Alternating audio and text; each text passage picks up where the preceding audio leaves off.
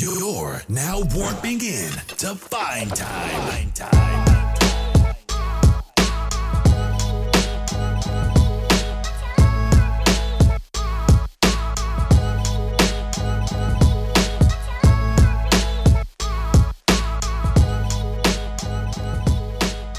Hello, party people. Hello, music people. It's your boy Dre, and I am here once again with the Evan. I have called you the Evan again. I mean, I basically am at this point. I'm still sad that you're not addressing me by my actual name that I've listed in the chat. I feel like where I'm being dead named right now.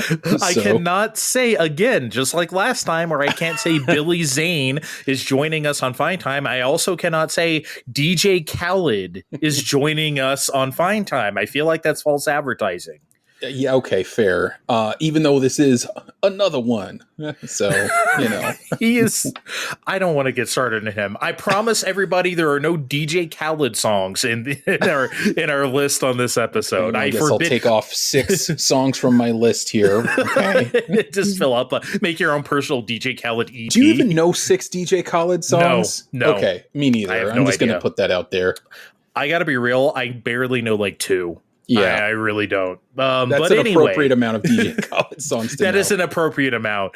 But yeah, we're here again to do overrated, underrated, or properly rated. If you had never heard us do this before, this is a game that I would say we've played with each other. We played with each other. Ooh, baby. For what? As long as we've known each other? Getting to be approaching 20 years? This is just something that I know, right? This is just something that we've always done. And how it goes is exactly what it sounds like. We name a popular song in music history, usually something from the 80s or 90s, because that's our wheelhouse, but we'll cut through all the decades as we feel like, right? And then the other person decides whether it's overrated, underrated, or properly rated in history. It's as simple as that. So we like to play this game in front of you guys, the audience. We don't know the songs that we're going to say to each other. That's the thing about these episodes. So they're completely secret. As we say them, that's when the person's finding out about them. But of course, if you check the description of this podcast, we will have a Spotify and a Tidal playlist to all the songs mentioned in this episode. Obviously, I'm doing that retroactively. So, everyone at home can play along just in case you're not as well versed in, popular music over the decades like we are, because we're just music nerds like that. You can play along as well. Check the description for that playlist. But other than that, yeah, shall we get started? Let us begin. Let's go. All right. So this is a song that I really like from a record I really like, and it was a pretty popular one, but its place in history is a little weird to me, but I'll save that for later. I want you, Evan, to tell me what you think of Collective Soul, December. Overrated, underrated, properly rated, December, Collective Soul. Okay. Man, that's a really good one. I feel like it's a solid song. It's fantastic. But I don't know that I feel like my instinct is to say that that's a bit underrated because I don't know that it gets its due kind of, up there in the upper echelons of Collective Soul songs. That's my gut off the cuff, live sort of reaction is that I feel like that would come in as a bit underrated for me as it's going to make a greatest hits compilation, I would imagine. Of course. But if you just ask somebody on the street, favorite Collective Soul song, I don't know if you just ask the average person, Jimmy Fallon style or whatever, if that's what you would find. I'm not sure that you would either. And from that record, I think The World I Know is probably a bigger hit. And I think that song's fine. I've never been a huge fan of it. And I like that record. I think that self-titled second record is pretty good. I definitely think it's better than the first one. And I think, I don't know if it's like my favorite. I'm not like a humongous Collective Soul fan, but I've heard a number of their records, right? And I would put that self-titled record up there. December, if I'm being honest, is my favorite song on that album. And I think it just works. I think it's underrated. The only reason why I might say it's not underrated is that it really hit pop radio. And I think that was the thing about Collective Soul, is that they always kind of did hit pop radio. They always were that. I mean, they weren't grunge, right? But they came out in that era, and they were like kind of like that crossover band that everyone could get into. And Definitely. but they were pretty legit, you know? And people always laugh when I say this because you would never know this if you haven't heard their records. I feel the same way about Third Eye Blind. I feel like, everyone knows those hits, right? But I think especially those like first 3 records, are pretty legit music, I think. And that's the way I feel about Collective Soul. December does not get its due. It probably hit the top 10 or something like that if I had to guess, no doubt. But I'm going to say December's underrated. Okay. Yeah, fair enough. That's just my like gut instinct, because I think people are going to miss that one. But I don't think that they should miss that one, especially on the context of that record. So, okay, interesting. So we have a consensus hit. Yeah, we have a consensus underrated on Collective Soul December.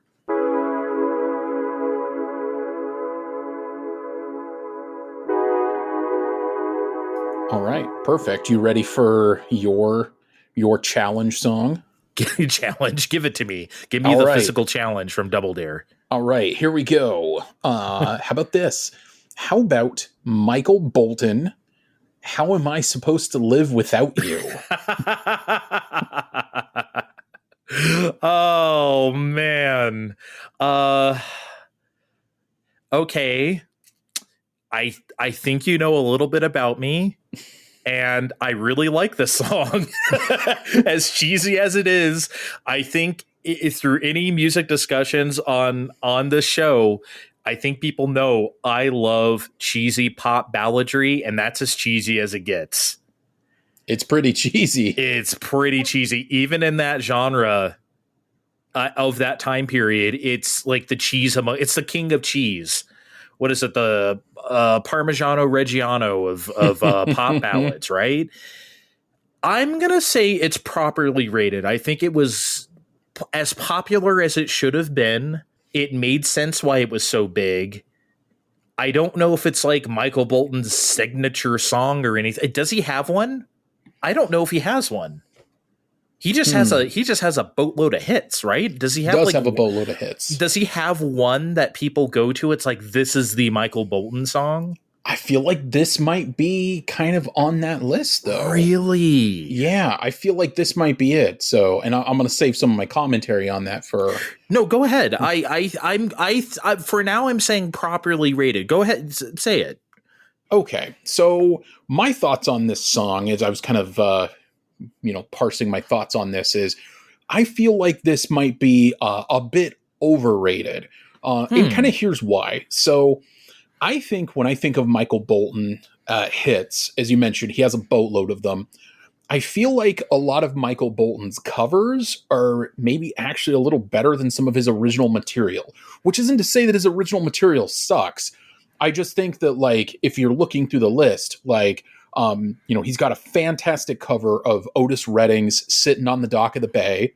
That is good. I've heard that. That's really good. It's really good, right? And I was kind of doing some deep diving into this, and apparently, like, Otis Redding's widow was basically like, this is such an amazing cover. Like, I wish, my husband had been alive to hear this, because I know he would have loved this and, like, seen how amazing it was, basically just like me, right?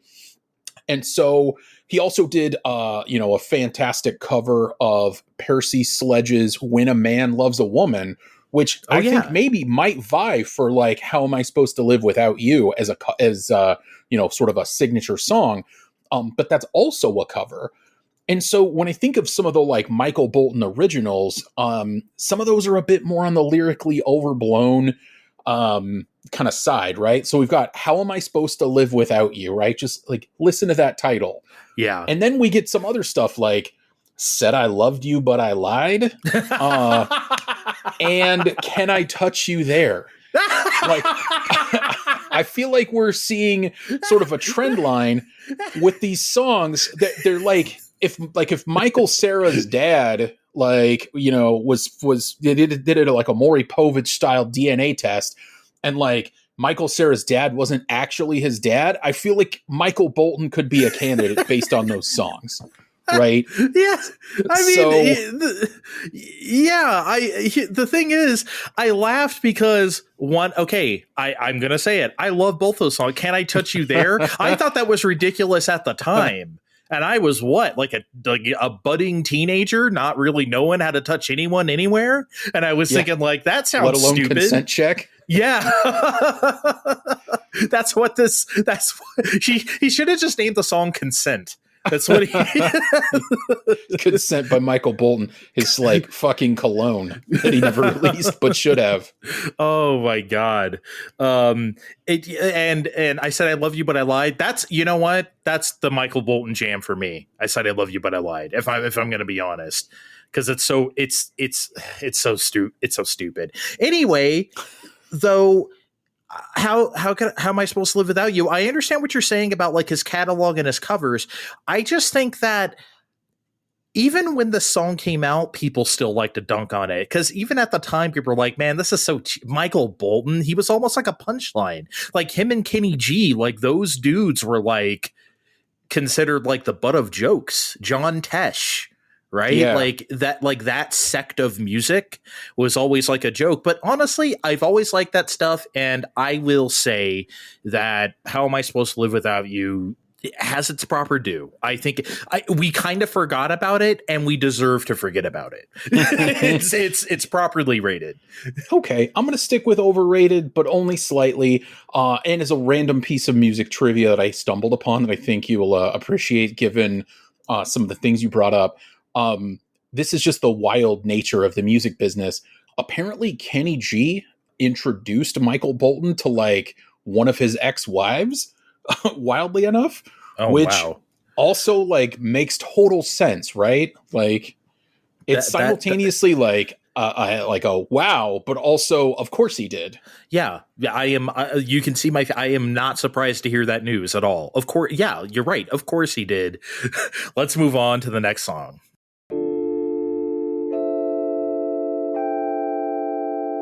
Again, we've known each other for a long time. I'm not sure that we've ever talked about this song, but I know that you know it because you're you. And I want to ask you about the Divinyls. I Touch Myself. Oh, okay. Underrated, overrated, properly rated. I Touch Myself. Man. Oh, shoot. I'm going to go with underrated on this one. Okay. And I'm going with underrated because I think I can't speak for anybody else, but I will speak for me. And I will say that that song is one of the songs that got me to blush as a younger man. Really? Yeah. Okay. I mean, hearing it, and not because it's ooh, girls touch themselves. Mm-hmm. It was just more of we're not supposed to be singing about that. No, it's not like women aren't supposed to be singing about this, period. We're not supposed to be talking about this. Yeah, exactly. Especially in such blatant terms, we're not couching this in innuendo. This is just straight up, when I think about you, I touch myself. There's no hiding from this or pretending maybe this is something it isn't. This isn't Turning Japanese, or this isn't some other song that's about jacking off, right? And nope. But I mean, you may have not thought about it that way at the time, but it is true. A woman singing the song, almost like what we were talking about Bitch in our previous episode. A woman saying this is pretty significant, pretty fucking significant. Yeah.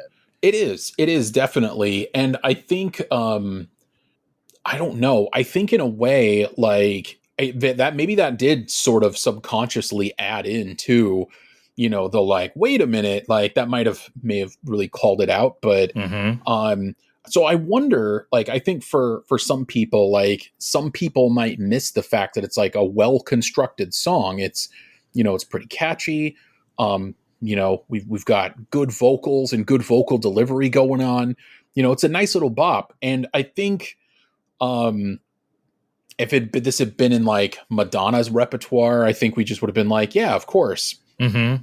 Yeah, that's a good point. If this were on Like a Prayer or something, would nobody would even, it would just be a weird album track. Haha, Madonna's like, saying weird shit. I assume you're doing that. Madonna, like, why wouldn't you be?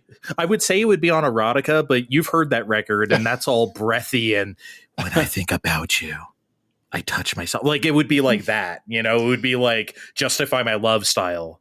Have you ever touched yourself? I have. I must have been crazy. Yeah, it would have just been, something like that. But no, I think the story of the Divinyls is pretty interesting because like they're just one of those bands that spent the entire 80s like just putting out records, putting out, from what I understand, pretty well-loved music and just never really had a hit. I don't think they did I Touch Myself to like get on the radio or anything. I mean, I can't imagine they did, right? It wasn't a bait. Yeah. Haha. But the fact that it caught on is really, really interesting at a time when we were much more prudish about this stuff. If, let's say if like Pink tried to put out You and Your Hand back in like the early 90s, I don't think that would have flew, if you ask me. I think you had to be like more like this. Like, again, there's nothing subtle about the song. When I think about you, I touch myself, but it's, nobody clipped that, by the way. But like, I think you nailed it. It's honesty, and it didn't almost beat around the bush, motherfucker. Oh my God. I think you get what I'm trying to say. It's honesty was refreshing at a time when like people in the 90s were concerned about real and being a real artist. We were done with the 80s and the fake bullshit and the hair metal and the whatever. We want something real. We want something rootsy. We want like real people, I think is what we were craving. And you can't get much more real than that, if you ask me. And I think going with that along those lines, I think something that's also interesting, because you mentioned Pink, and this kind of got me thinking, and maybe this even lines up with like, Madonna and some of this, is that some of the delivery that I think can really catch on people's brains is it's sort of maybe the interplay between, what, some, I guess, sociologists, psychologists call that sort of Madonna whore complex. And I think you have a very innocent sounding vocal delivery on this.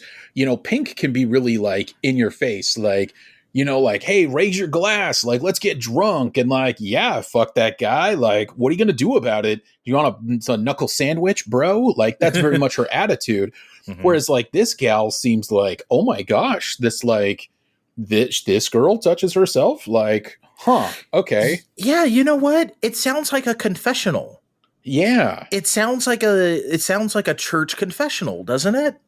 It does. And I think some of that is like I don't know, it's hard to qualify like innocent sounding in terms of like vocal delivery. Yeah. But it's not like in your face. It's not like aggressive, like, what are you going to do about it?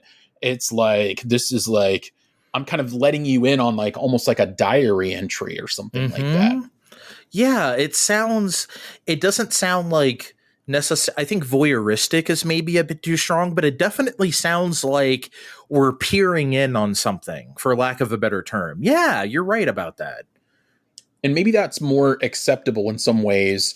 I think some of the like, it's like, oh, well, I mean, we stumbled on this diary entry. I mean, it might make you blush a little bit, but like, okay, versus like, oh, dang, she's being nasty. Like, Yeah. I think I'll have to agree with you. I think the song is underrated. I don't think we really talk about it anymore. I understand why you might not hear it at the grocery store or whatever. Like, I get it. You're grabbing a cucumber, putting it in your shopping cart. But like, yeah, man, I think the song's underrated. I think songs like this tend to get treated as a novelty, but this is like a legit, like really well written song. This kind of slaps. I don't think it's really thought of that way. I think a lot of people think of it as like, haha, that funny 90s song where, she says that. So I think it's a really great song and musically underrated.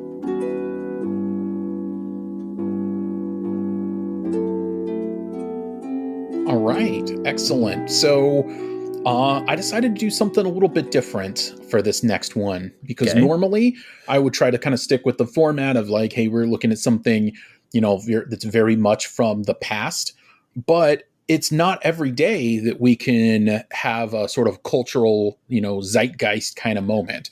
Those moments only come up so often. And I think sometimes it can be really informative and interesting to kind of take a look back years later and go like, how do we feel about this when this thing happened? Right. Mm-hmm. So I got to introduce Not Like Us by Kendrick Lamar. We got to talk about this. Oh man. Okay. See, it's so hard to do this in the moment, man. You're right. Okay. Currently, as we stand, I don't know when this episode is going to air, but currently as we stand, I think the song is properly rated as excellent and properly rated as the thing it should be. It'll probably be like the song of the year. I don't know, like in a Grammy sense, but like it is. It's the jam of the summer. And it came out like in spring. It's like this song is everything. And here's the thing about rap beef that people don't seem to understand sometimes, or maybe not understand, but just not realize sometimes or think about, is that nobody cares if the song doesn't slap. It has to be a good song. Nobody would have cared about Jay-Z's The Takeover if it wasn't a fantastic song. Nobody would care about Nas's Ether if it wasn't great song, right? Like it has to be good. And the lyrical content is fine. You're talking about some people like the looky-loo portion of it. Ooh, did you hear what he said? Right? Like that's always the great part of it, but it won't stick around unless it's good. Yeah. Okay. Not Like Us is a fantastic song.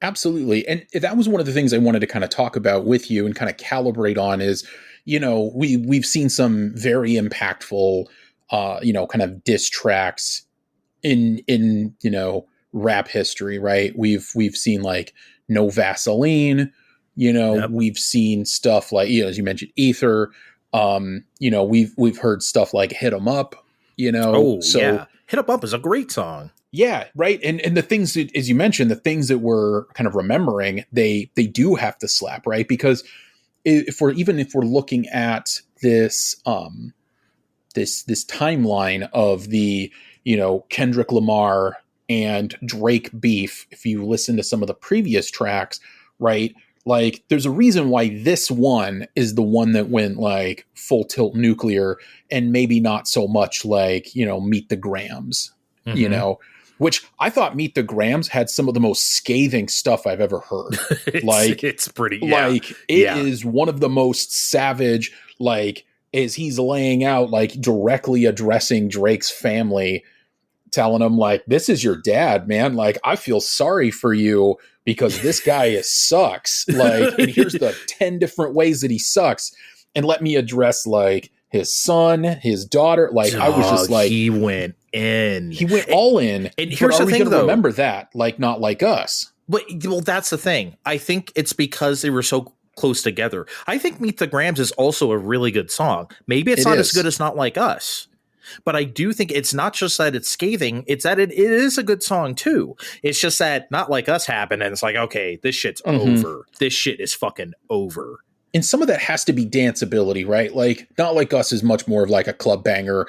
You're not going to throw on like, Meet the Grams and have everybody like hit the dance floor, as he like roasts this guy and you like mentally are picturing Adonis like crying in his room or whatever. Like that doesn't make you be like, yeah, give me another vodka cranberry or whatever in the club. Yeah. Yeah. It's just like, yeah, sometimes you just need that. If like you need that like snappiness sometimes for people. It's almost like it's not even the fact that like it is the fact that it's like a club banger, but it's also like it commands your attention. Not Like Us with the beat and just the way it's produced and everything. It commands your attention. That's why Wet Ass Pussy was such a fucking big deal, because that shit, it demands your attention. Exactly. And that shit came out at the height of COVID. Nobody was getting laid. We weren't going to the club. right? Like, and that shit popped off. That shit popped off because, like, you know, it really got your attention like immediately. So, and that's kind of what these songs need to do. It's not just like, oh, they're talking about sex or whatever. You need to command the moment and time. And Not Like Us is doing that in a way that, I got to be real, I didn't think was possible in music anymore because of the way we listen to music. Nothing's very centralized anymore. We can listen to whatever we want. We never have to listen to the radio again. We never have to listen to anything. We can listen to the songs we want when we want to listen to them at any time, day or night. And I thought, like, okay, so that kind of cultural moment is even more special today because it's so much harder to do. And Not Like Us achieved it. And I think it is properly rated. It deserves all the attention that it has gotten. Absolutely. And so I'm going to chime in and say I also put this as properly rated. And I think for me, one of the things that also helped really capture the zeitgeist is the who this message came from, and also some of the flag that was planted sort of lyrically about, like, hey, you know, Drake is this like Canadian who, like, you know, is not like us. He's not street. He wants to pretend to be. Mm-hmm. And, you know, compares him to a colonizer and you know, and lays out like, hey, you went to like all these people to basically, you know, learn how to be like the sort of more like hard black dude that you're trying to portray yourself as. Yep. You know, and it's coming from, you know, a guy who like is affiliated, you know, from LA. You know, this is like about as real of a voice as you can get in this space. And so, you know, it wasn't coming from like, this wasn't like Usher like deciding to take a shot at like Drake or whatever, right? You know, it's coming from Kendrick Lamar. That's the thing, though, about what you're saying. Kendrick Lamar said, "Oh, you know, you're putting on this whatever Drake is." We've all known that about Drake since the beginning. Right, of course. Nobody's ever thought that he was this hard ass dude. You know, I never bought it. You know, like, I just never bought that about Drake, and I guess nobody did either. But nobody cares he had the jams, right? Yeah, I don't think anyone really looked cared the other way, and we're like, okay, sure. And wrestling's fake too, right? Like, sure. Yeah. Who can? Yeah. So what? It's a thing he's doing to sell records. Fine, whatever. You know, also part of this, and I'm going to admit my own bias here, I've never really been into Drake. I think there's like a couple Drake songs that I like. He's just never been it for me. I like Started From the Bottom. I think that's kind of the jam, right? Yeah. I like a couple other things, but I've just never been into his music. So I guess that's part of it for me too. Yeah, you know, I feel exactly the same way. I like, you know, In My Feelings a bit, like that's fine. Okay.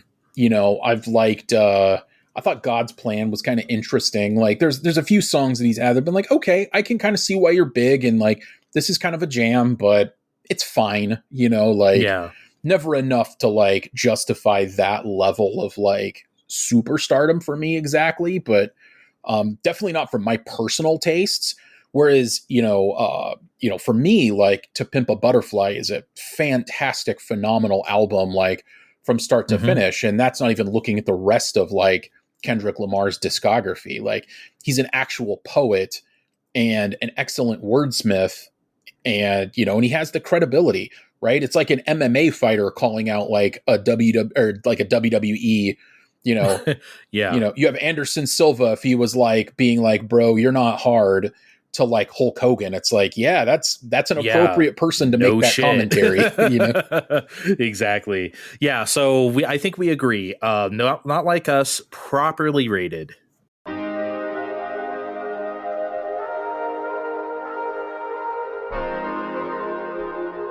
All right. I want to get off the beaten path here just a little bit because we usually do chart successes and stuff because we should. We want to talk about songs in history properly rated by everybody. But this one, I want to talk about one that is not like a chart success, but a video game success. This one's for the gamers. We are a video game podcast after all.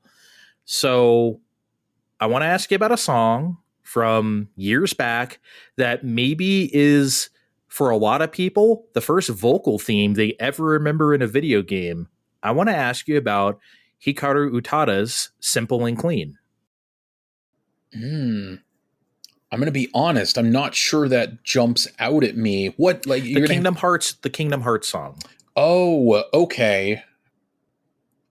Yeah, I had to kind of dig into my memory banks to, sort of recall this, because it has been a hot minute since I played Kingdom Hearts. I think for me as a video game, I remember thinking that Kingdom Hearts was a really cool concept. I really enjoyed it. Um, and I remember thinking like afterwards that it felt like it went further and further down these wild kind of rabbit holes. Um, Sort of in the same way that like your Metal Gear Solid games went down like some really weird rabbit holes. Kingdom Hearts is, for anyone who hasn't been following the show since the beginning, very early in our Fine Time history, there is an episode where me and Vin played Kingdom Hearts 3 blind. We have never played a Kingdom Hearts before. Oh, you started with 3. We played 3 on purpose just to see if we could like glean anything of anything that was happening. The answer was a very solid no.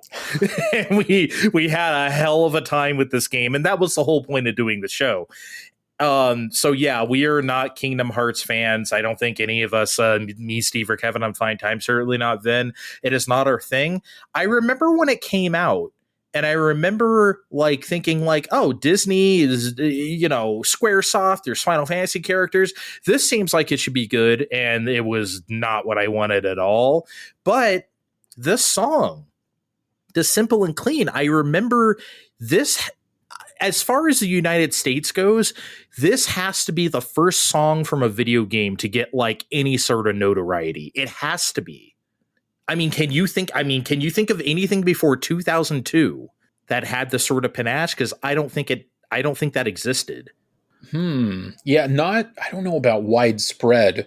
What do we think about, I'm going to trust you and your expertise on like the timeline, because, you're the much more the gaming expert in timeline. When did Final Fantasy X come out with like Tsuteki Dane? That was 2001. So that was before Kingdom Hearts. I don't know, like, obviously I love Final Fantasy much more than I love Kingdom Hearts. We all do. So for me, like that is, would stand out more. I would say definitely before those two songs have to be really first in contention from a vocal video game music standpoint, because I can think of stuff that existed before then, but like it sure as hell didn't catch on.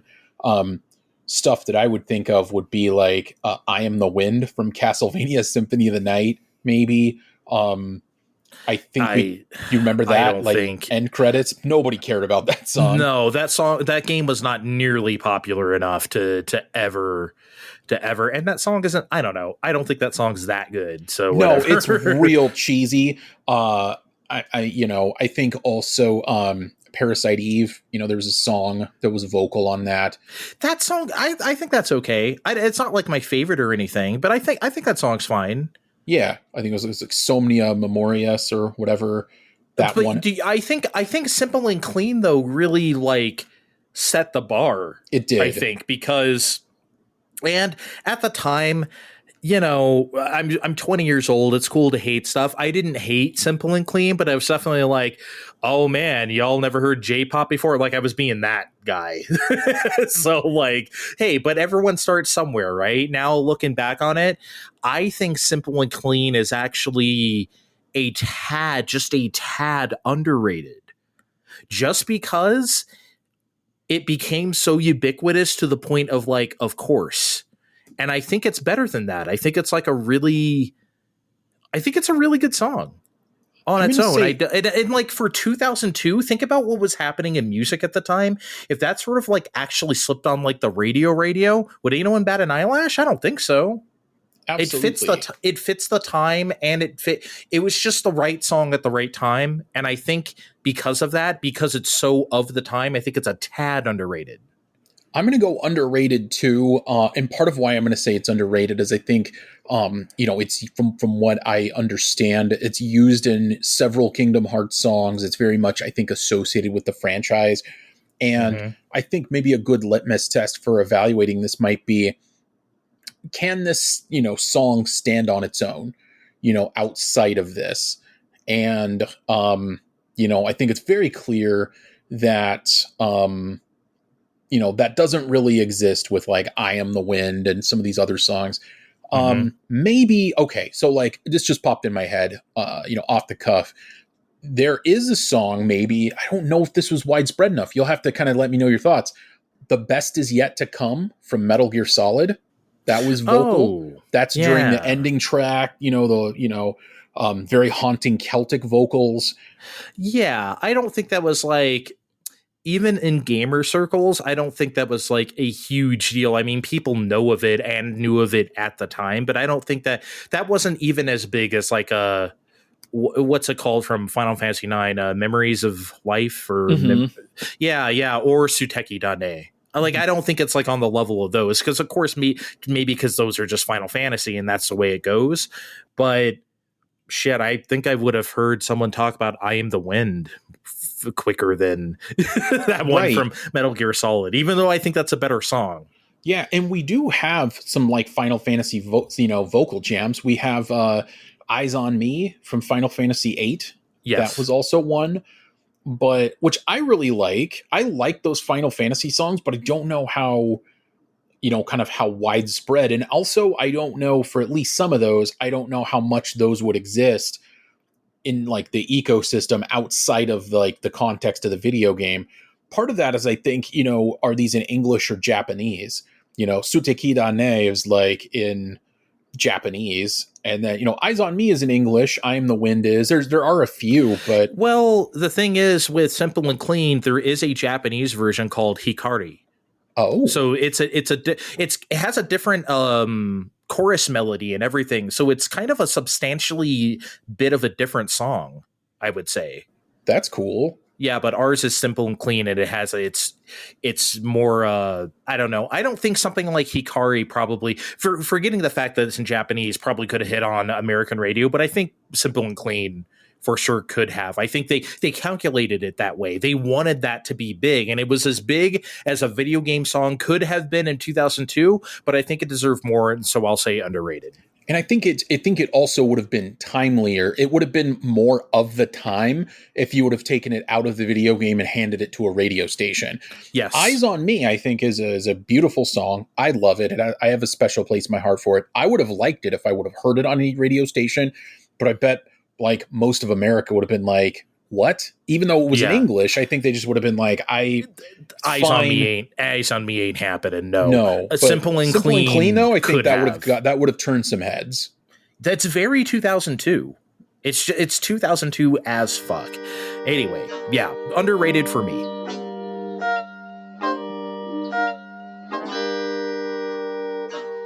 So, I feel like we got to do another rock song. I feel like it's time. Let's do Panama by Van Halen. Oh, Jesus Christ. Oh, man. Okay. This guy over here knows I fucking hate David Lee Roth. So it's very, this is tough for me. And if we're talking about that era, 1984 is just not a sound. I don't know, man. Like it maybe like some of the like earlier stuff, but 1984. That is on 1984, right? I'm not embarrassing myself, right? Okay, yeah. Right. Okay, good. I'm not being totally embarrassing right now. You know what? You know fucking what? I'll say it's properly rated. Okay? I'll say it's properly rated. You got it out of me, okay? I think we talked about this last time with Bruce Springsteen because I asked you about Dancing in the Dark. And I told you I didn't like the production on that record. I hated the rinky-dink like synthesizer sounds and stuff like that. And I don't think 1984 has that problem as a record. I think that record sounds really good, especially like the bass tone and like the sound of it. I think that's like very good sounding. And that's what I think of when I think of Panama. Maybe it's not like my favorite song in the world. Like I personally don't really like that song, but I think it is properly rated, especially among the hits of 1984. I think it's maybe the best song of those hit songs. I think it's better than Jump. or Hot for Teacher or anything like that. Hot for Teacher sucks. So like, I think, yeah, Panama, I'll say properly rated in history. If it comes on, I'm not like, I'll sit through it. I'm like, oh, too much. Okay, fair enough. So I'm gonna disagree a little bit. I'm gonna go with that. I think it's overly rated a bit.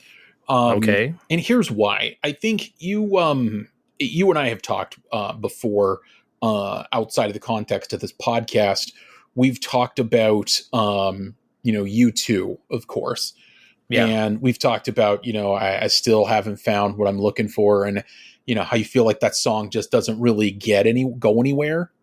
Yeah, it never begins. It's a 4-minute intro to nowhere. That's how I feel about that song. And this doesn't suffer from like totally the same problem, but I feel like for me, the song's a bit cheesy, and I think which sure it's Van Halen, but I think it under delivers a little bit. So I actually kind of like how this song starts. It kind of has a very clappable beat that starts, the song off. And then it gear shifts into kind of this moodier guitar riff with some fun effects. And I'm like, okay, Eddie Van Halen's playing a little bit. And then David Lee Roth jumps in, and it just becomes to me kind of like a basic song that like, and it kind of shows some promise of picking back up and like, okay, maybe we're going to go somewhere. And then it just kind of meanders through this uninspired chorus. And I feel like they didn't really know what to do in that chorus except just be like, Panama, and it's like, okay, I mean, I guess, but they have other songs to me that like deliver on the promise of the song. One of my Van Halen jams that I do like legitimately, unapologetically is Ain't Talking About Love.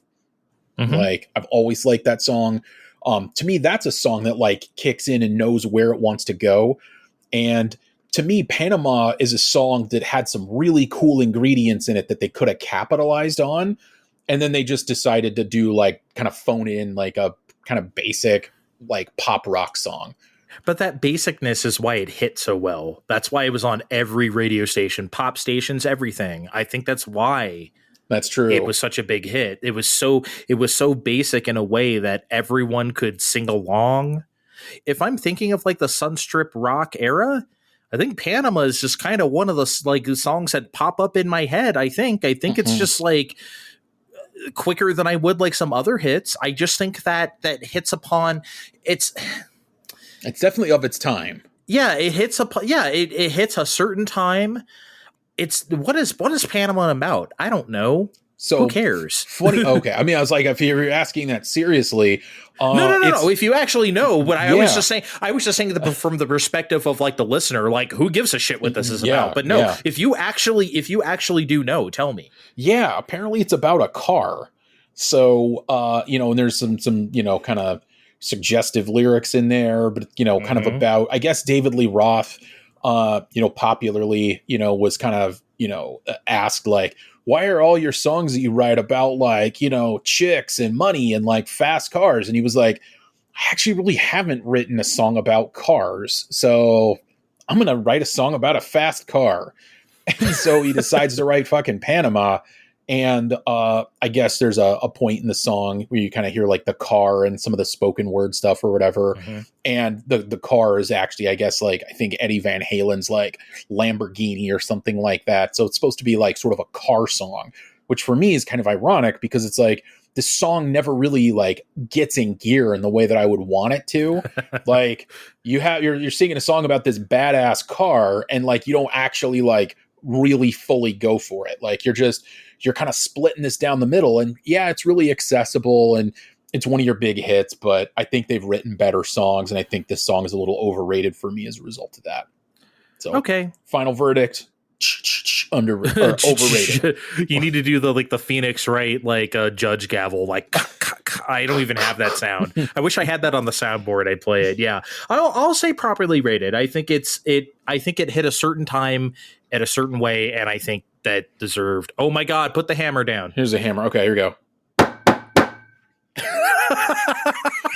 Perfect. I literally have a hammer here. I know you fine time listeners cannot see that. But Theater of the mind. Theater of the mind.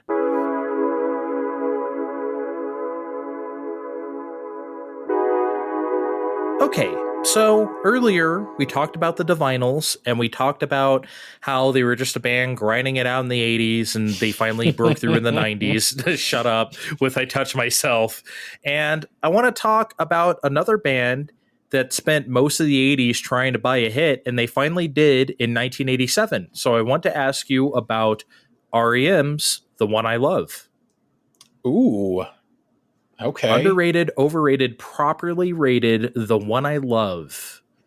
Okay. So I definitely, I gotta say overrated on this one. Oh man. No. Yeah, I gotta say overrated because, and then maybe, okay. And so maybe this isn't fair. I'm gonna disclaim this. I'm gonna disclaim this as like, some of why I think this is overrated is because people don't fucking listen to songs. Like the lack of media literacy pisses me off. Yes, of course. You know, tell the people just in case they don't know. So I was literally talking about this with a coworker, literally yesterday, and we were talking about how, you know, we have those songs like, you know, Good Riddance by Green Day, you know, where, you know, people just hear, oh, I hope you have the time of your life. And it's like, that sounds like a great graduation song. And then people hear like, oh, this one goes out, you know, to the one I love. Like, let's make this our wedding song or whatever. And it's just like, this song is kind of a fuck you song. Like, this is not a romantic, like, lovey-dovey, let's walk down the aisle to this song. Tell them the next line after The One I Love. Yeah, a simple prop to occupy my time. Oh my God. Like, that is scathing. That's brutal, man. You certainly don't, if you're the one that Michael Stipe loves, you don't want that to be the next line of the song.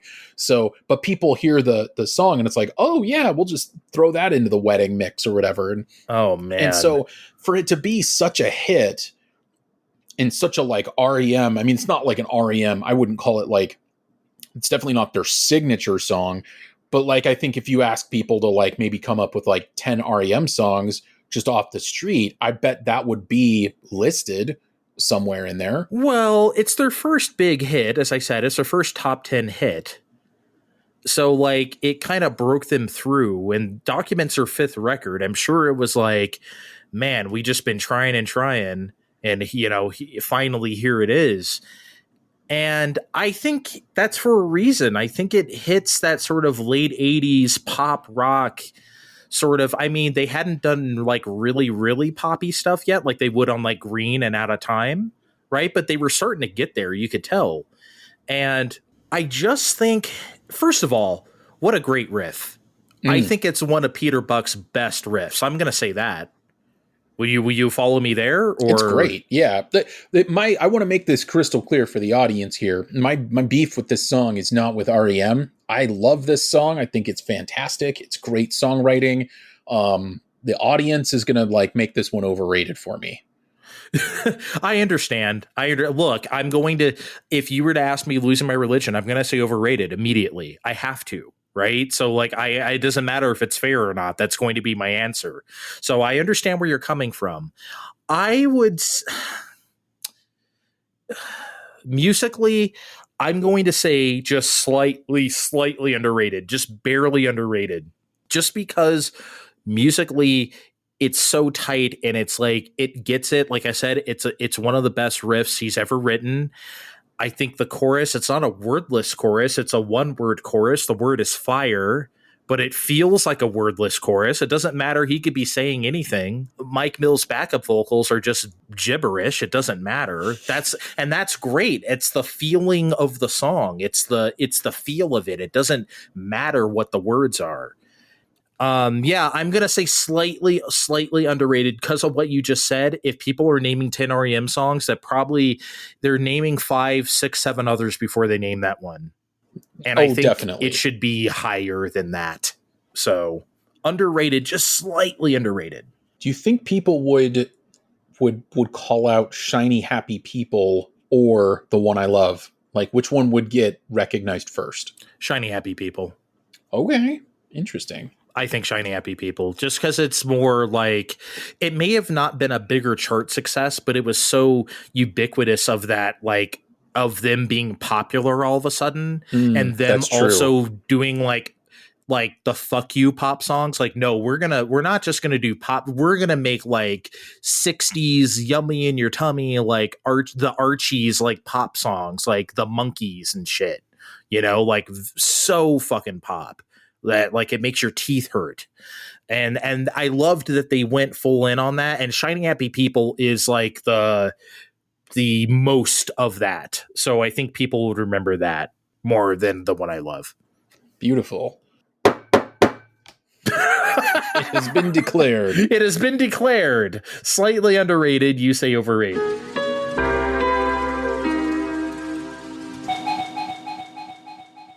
All right. Well, since we're talking alternative rock, I feel like we got to talk about where alternative rock goes from R.E.M. We'll kind of go a few years down the road to Weezer with The Good Life.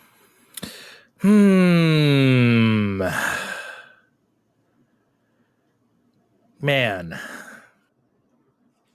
So I stuck with a single. You did. You didn't say El Scorcho. Nope. Although I like that song more. Same. Me too.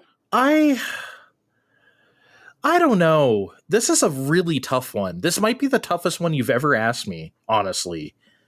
I honestly don't know what to say here.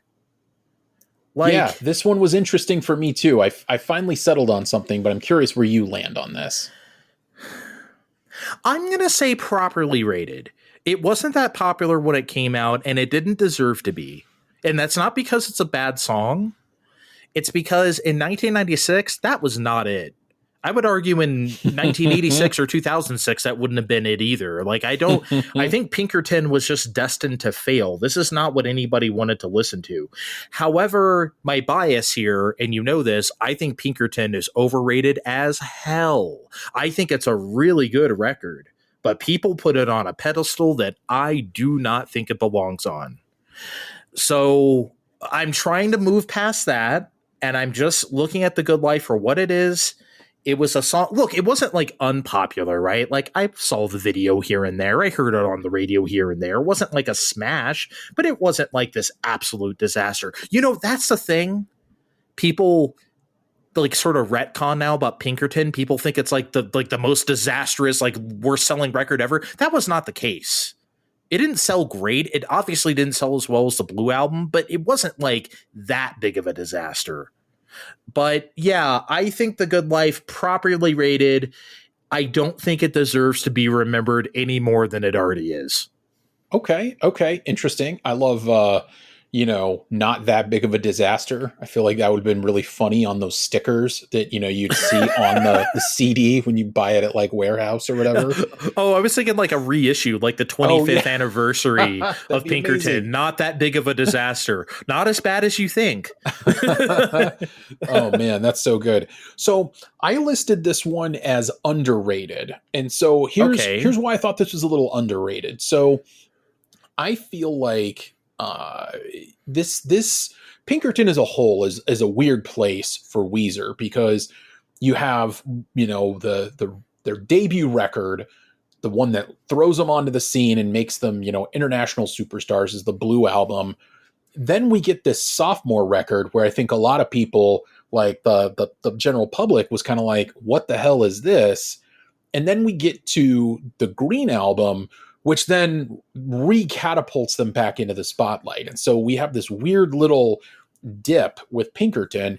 And I think a lot of Weezer fans definitely overcompensate and really hyper elevate it, because I think all of a sudden the band, like the nerdy band that they identified with, all of a sudden was like no longer like in the cool kids club. And I think that like as a cope, they sort of overrate that record.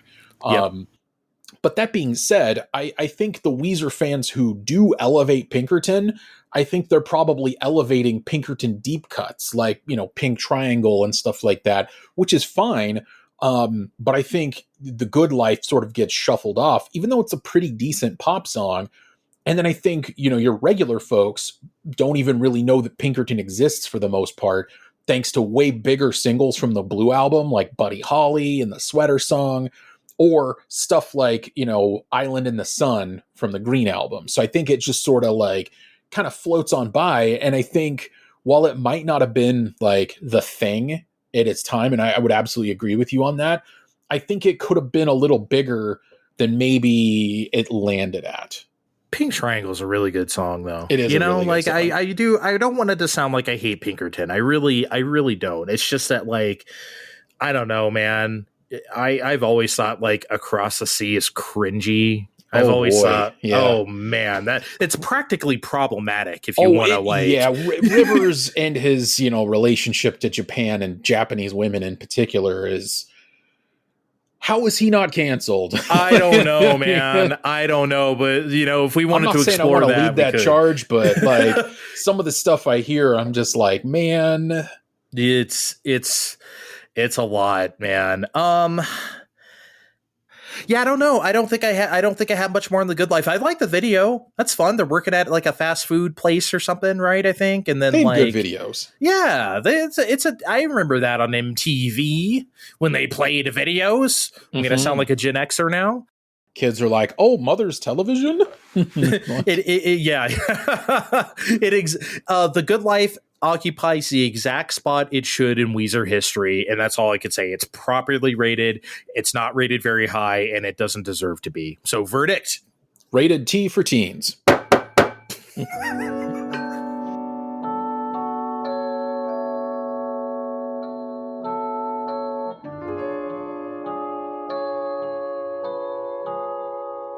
All right, we should wrap this up, but I want to do another lightning round. Once again, I had Kevin submit a few songs to us. He put it in a spoiler tag in Discord. I have not looked at them, so I don't know what they are any more than you do, Evan.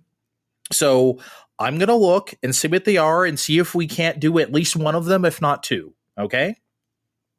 I'm going to look. Yeah, it's Kevin's fault. I'm going to look right now. Okay, you know what? I want to do all three of these. These are good. Okay, we're gonna lightning round all three. Okay, lightning round. Okay, he wrote here, first one, George Thorogood and the Destroyers, Bad to the Bone. Overrated, underrated, properly rated, Bad to the Bone. I'm going to say properly rated. I think that's like a classic rock song. It deserves to be exactly what it is, Bad to the Bone. Yeah, me too. That's my gut instinct. Like, I think of it being used in, Terminator 2. I think it was the second one, maybe the first one. I think the first one. Yeah. Is it the first one? Okay. I feel like it's the first one, but Terminator movie, Arnold, I will always associate it with that. I feel like it's in that same category as like Born to Be Wild, like just like, kind of you're badass and this is like your rockin' song and whatever. And I feel like that's where it should be. I'm sure George Thorogood and the Destroyers had other songs, but I can't think of them off the top of my head. I mean, if Bad to the Bone is your legacy, what a fucking legacy. Like, it's a pretty damn good legacy. And like people will always hear that song, if they ever like go near the Terminator franchise, like they're going to catch wind the of it. Terminator. I love like you're tying it to that, like how millennials always tie like Smash Mouth to Shrek for some reason. Yeah, like it become one on the spiritual sexual level. I don't it's weird. Yeah, with the Terminator. Yeah, Bad to the Bone. Like I said, classic rock song. I think properly rated as a forever classic of all time. All right. Lightning round. He also wrote here Sublime, What I Got. Overrated, underrated, properly rated. Sublime. This is a very hard band for me to rate because I grew up in Southern California and I heard a fuck ton of Sublime growing up. And I know you did too, Reno, yeah. Yeah. So like, I'm probably sick of Sublime for the rest of my life, but I'm going to try to evaluate this properly. I think it's maybe like slightly overrated, just a bit. I don't think it's like massively overrated. I do think it's overrated, but man, it was on the radio a million times for a reason, and I can't ignore that. So I'm going to say just slightly overrated What I Got.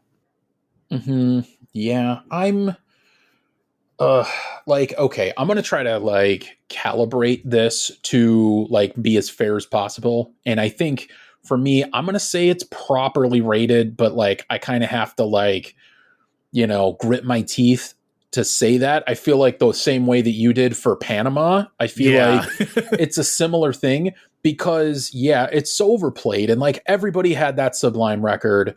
And a large part of the reason why people had that Sublime record was because of that song. That's what often I think drove that purchase, that initial, like, I got to check this out. And the fact that they had other hits too, I think obviously drove that bus as well. But it's big for a reason.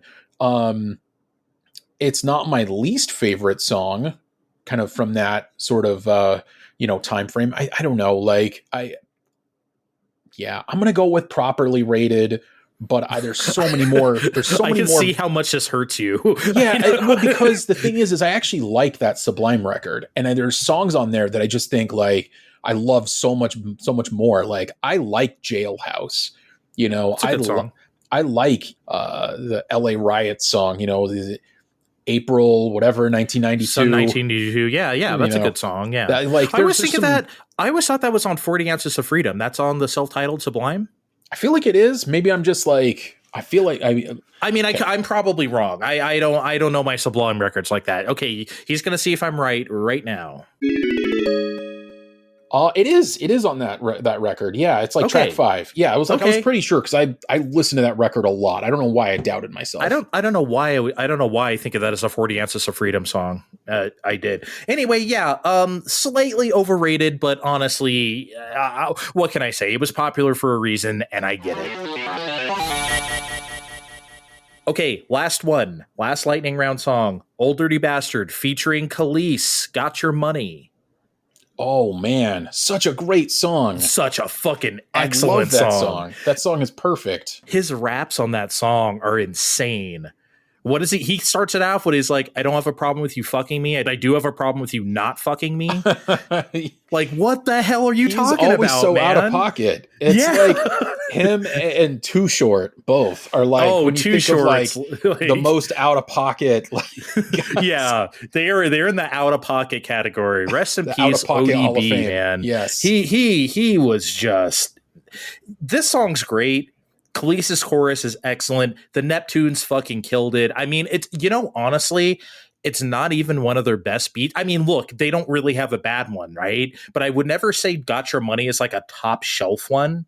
And if you're even talking about the year 2000, it's not Shake Your Ass. It's not like some of their other ones. It's not the Jay-Z song. What is it? Give It To Me, or I Just Want to Love You. Yeah, it's not that one, right? But it's a really good song, and it's the perfect beat for ODB, right? Like I don't think anyone else could have done what he did with that. He killed it. Absolutely. Like, so I think I'm going to say underrated, actually. I'm going to say underrated. I feel like for me, maybe the distance from the time and when this came out, I think this is one of those that people forget about and they shouldn't forget about this song because it's so good. It's one of those songs, as soon as we mention it, we're both like, oh, this song, this is so great. Yes. And if you have that reaction and you forgot about this song and you're listening to this podcast, I feel like that makes the argument better than I could, that this is probably a little underrated. Absolutely. And if you've been listening along with us with the playlist, play this song and you'll be like, oh shit. Even if you've never heard it before, you will understand why this is like, it's so year 2000. It is very year 2000, but it's perfect. I think it's fantastic. Underrated. I think it deserves a little more cred today than it does get.